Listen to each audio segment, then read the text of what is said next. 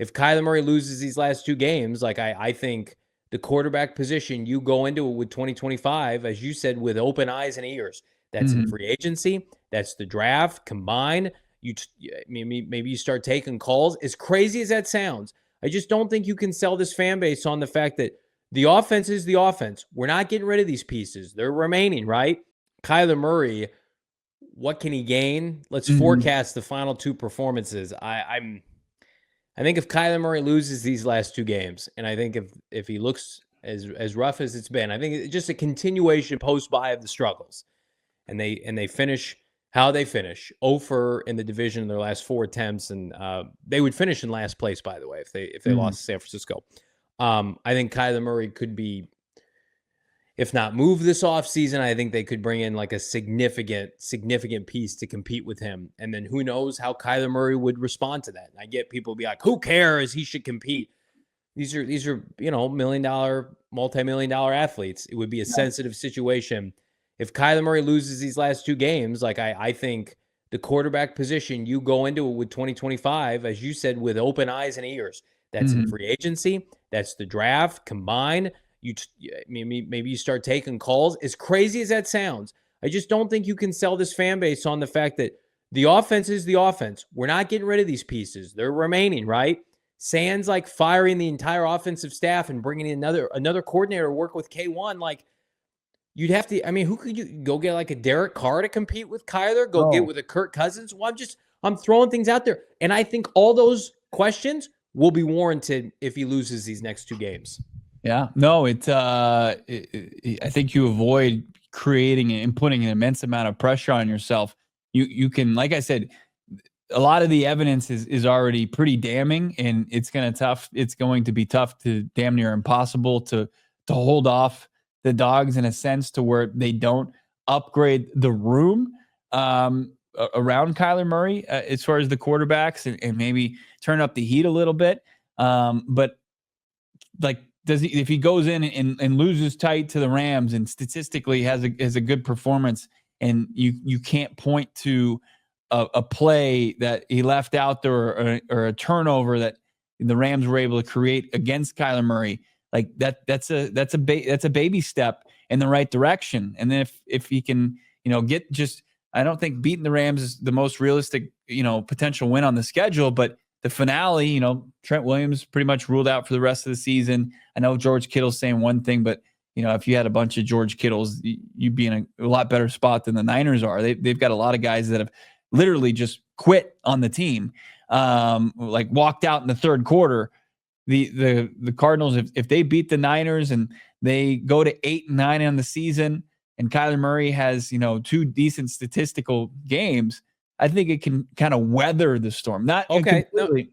let me pose the question to Yeah. you: what if it's a continuation of what we got so far? Yeah.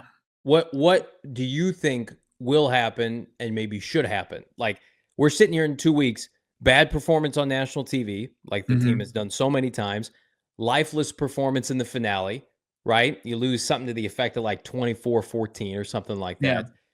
What happens then? Are you going to sit here on this post-game show and be like, there's momentum, in my opinion, to move off of him or should move off of him? I mean, if are we talking, is a continuation is what we've seen in the last 5 weeks is there's been a bad pick each and every game, right? He And has I been know, outplayed by every opposing quarterback, maybe compared to like just Drake May. So yeah, let's just say he's the lesser quarterback against Stafford and Brock Purdy. yeah, I think that's where you throw your arms up and you say, I don't know what they're gonna do, but I wouldn't be shocked if they made the decision to pivot elsewhere. You can't. Is that I don't think that's unfair. I mean, like No, I'm not saying that. I think maybe us forecasting it that way, Well, but given the recent, post bye performance, I mean, somebody put it on our post-game show yesterday. He's 13-29 after Halloween. Like, at what point are we just going to say, like, that's what they have right now? But can they upgrade on that? I don't know. I mean, like, if they lose these Bo, how do you look at your fans? Jonathan yeah, Gannon will do an end of the year presser, And I hope to God Austin Ford sits with him and supports him. He shouldn't have to sit up there by himself. I think if Monty will talk post after the season. I don't know if he'll talk together with he should. They should sit up there in unison. Let's fast forward. And they went 1-6 down the stretch, 0-4 in the NFC West. I mean, how do you sit up there and say, like, we're good with the status quo, coaches, quarterback? You can't. You got too many people who are invested. I think they've reached a point where there's going to be changes.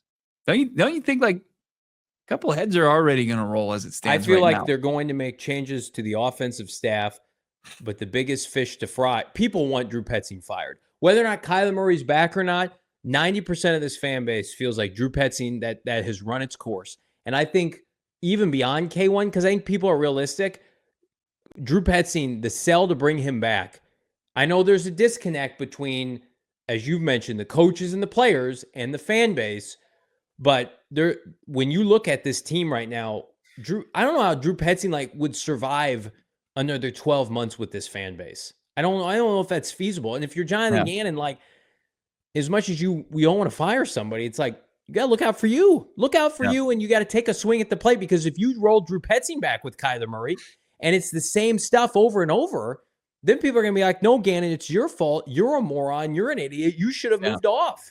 I think Drew Petzing's 2 games away from being fired. Well, and I think that this brain trust is going to do everything within its power to get, as they've continued to be in lockstep, get on the same page as far as what they see, what the direction needs to be, and taking all the evidence and looking at it.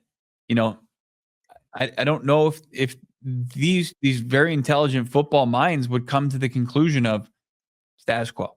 I mean, do you like I give them the benefit? Let me ask you this. They lose these next 2 games and the offense looks the same, right? Same. And the defense is his own conversation. It's personnel driven. I know they can coach defense. You guys, they had a home streak. They didn't allow a touchdown for 3 games. Yeah. If they lose these next 2 games and it's the status quo offensively, is it enough to appease this fan base that they fire a couple position coaches?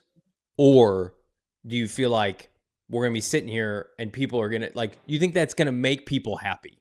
I don't.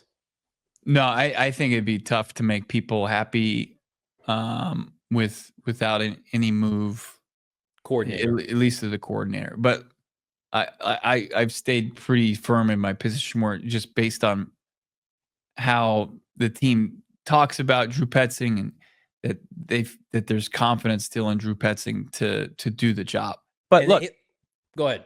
Yeah, they would, looking at all the evidence, it's not going to produce everybody's fine and everybody's okay. We're all moving forward together, because I don't think even to this point that's a reality. I think if you are going to make a decision to keep Drew Petzing, and if you're Jonathan Gannon, you're like, I love what he does in the run game and pass protection, and I feel like the gaps in our offense are quarterback driven. If you come to that conclusion, if we're 2 games away from bottoming out, you either got to move off of your OC or your quarterback. I don't think this marriage is sustainable, and not like Petzing and Kyler are good. I'm going to create any false narrative here, but just the results, right? Like, you and I could be best friends. We do the show together. It doesn't work. It's one of us goes. 3 best friends. Yeah. So it's like we do the show together and people are just like, it just doesn't work. You guys are buddies off the air. That's great. Same thing with Petzing and Kyler Murray. We fired Dave and I have fired you. Please go to commercial break.